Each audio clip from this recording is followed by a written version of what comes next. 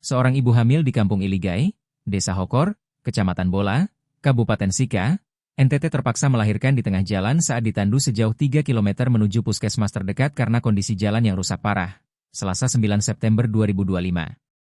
Proses persalinan hanya dibantu beberapa ibu-ibu dan berlangsung dalam situasi darurat dan menegangkan. Bayi yang dilahirkan Francisca Seang, warga Kampung Iligai ini dalam kondisi sehat dan normal. Nikolaus, warga Desa Hokor yang saat ini berada di lokasi menuturkan, Francisca Seang melahirkan anaknya ketika dalam perjalanan menuju fasilitas kesehatan untuk bersalin. Untuk sementara ini, bayi laki-lakinya selamat tetapi ibu tersebut tidak sadarkan diri sejak 1 jam lalu. Kata dia, akses jalan dari Kampung Iligai ke Desa Hokor hanya dengan jalan kaki melewati pegunungan dan lembah sekitar 5 km. Mohon bantuan dari pihak terkait untuk lebih memperhatikan akses ke fasilitas umum terutama akses jalan agar hal-hal seperti ini tidak terulang lagi, harapnya.